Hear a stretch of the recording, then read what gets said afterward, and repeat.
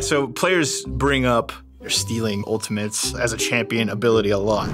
It's something that I think is pretty common as a obvious thing that League of Legends is missing that's really cool, but tech-wise, we've never really been able to do it. When I told people that I was going to be working on Sylas, everybody was sort of, there's no way. There's just no way that we can make this work. You know, like anything we did in the past, we'll have to redo everything because these characters were created without expecting their spells to be shared. There's significant problems that can arise that make it so that Sylas couldn't have access to their spell. So one of the very first things that we did, we set out goals for what we want to hit. One of those goals was we will not make development on League of Legends any harder because Sylas exists in the game. Like, oh, I have to check this box or else there's a bug with Sylas. Or if every test plan of every character you make has to say, oh, don't forget to test Sylas, like that's a failure. We've created more overall work for making content. We sat down in a room and for every character, we listed out exactly what we expected for that ultimate to do when Sylas takes it. And we argued about it too. So like example, Fiora. Fiora just says all of her passive works. If we give just the R to Sylas, clearly nothing is going to happen. Fiora should do more than put a circle around them. So we said, as a player, if I take Fiora's ultimate, I expect to interact with all of the vitals just as Fiora would. So that means we need some way to attach this buff to that spell. So I think 97 out of the 141 characters that are currently in the game required some level of spell refactoring.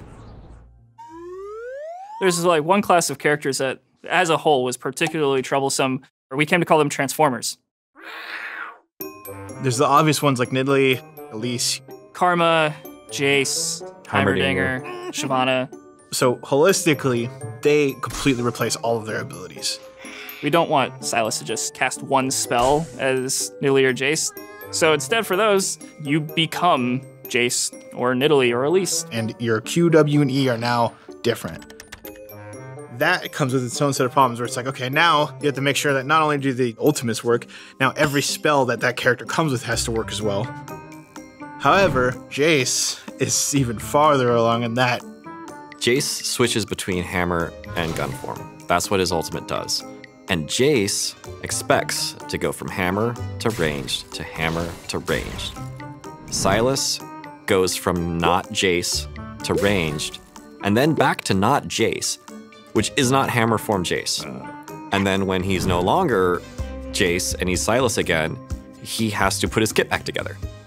And that's with all the Transformers. When Sylas turns away from being them again, we have to make sure that he doesn't keep their spells, which would be awful. What we had to do is go back through all these champions and update them to newer standards. We've learned a lot about better ways to put things together, and things are easier to fix for the future. Some things are very much easier to make. While it does have pretty insane technical challenges to overcome, I really think that this project will open doors for the rest of our design team. Very much in the past, it's been, I have this crazy harebrained idea, there's no way we can make that work. But here we are, doing the crazy harebrained idea, and I think it really does shift our mentality in the earlier phases to, let's push these constraints more and see what sort of crazy things that we can actually deliver through our champions.